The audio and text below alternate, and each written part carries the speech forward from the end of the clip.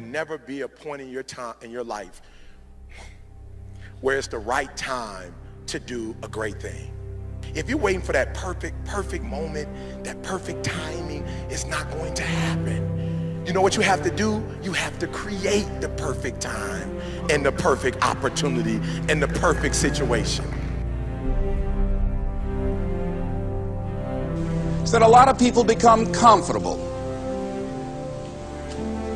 They stop growing. They stop wanting anything. They become satisfied. People getting ready to go to jobs that they don't like, jobs that are making them sick. You see, when you're not pursuing your goal, you are literally committing spiritual suicide. When you have some goal out here that you're stretching for and reaching for that takes you out of your comfort zone, you'll find out some talents and abilities you have that you didn't know you have. When the messenger of misery visits you, what are you going to do? What will keep you in the game? There are things that you think you'll never need to know, that you may only need to know one time in your life, but that could save your life because you had that knowledge. Unless you attempt to do something beyond that which you've already mastered, you will never grow. What is it that you looked at some point in time and you decided that you couldn't do it, that you talked yourself out of it? You're waiting on your next door neighbor to make it happen for you, it may not happen. If you're waiting on your mother or your father, they may be so ancient in their thinking that they don't understand this opportunity that you have. And if you're waiting on them, it may never get done. You don't beg average people to be phenomenal. You don't beg good people to be phenomenal. You just are phenomenal and you will attract phenomenal. What reason can you remember that you can call on, that you can reach on, that can make you get back up? Find that reason.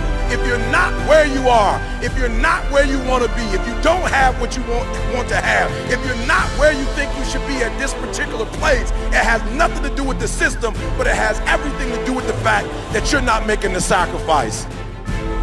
I want you to make that dream become a reality, because if you don't, you will be working for somebody else to make their dreams become a reality. Everybody is against you or don't believe in you no more. And let me tell you something, that's a lonely feeling. It's a lonely feeling, particularly people that you're doing it for. Most people take their greatness, take their ideas to the graveyard with them. Listen to me, if it was easy, everybody would do it.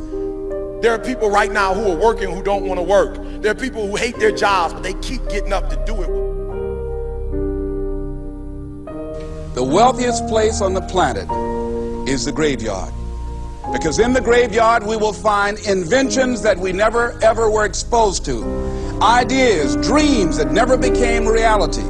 Hopes and aspirations that were never acted upon. The question is, what are you going to do with your time? What drives you?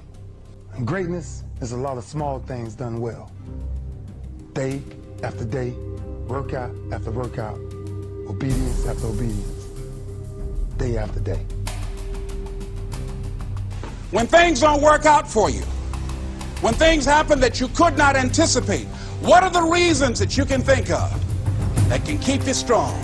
You will never ever be successful until you turn your pain into greatness, until you allow your pain to push you from where you are to push you to where you need to be. Stop running from your pain and embrace your pain. Your pain is going to be a part of your prize, a part of your product. I challenge you to push yourself. See, it's easy to be on the bottom. It doesn't take any effort to be a loser. It doesn't take any motivation, any drive in order to stay down there on a low level.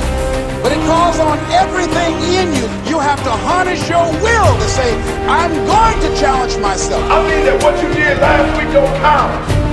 Today is the only important day. There are 86,400 seconds in a day, and how you use those are critical. You got 86,400 today, and what you do today is going to cement who you are. Nobody's going to talk about what you did last week. That the biggest enemy you have to deal with is yourself.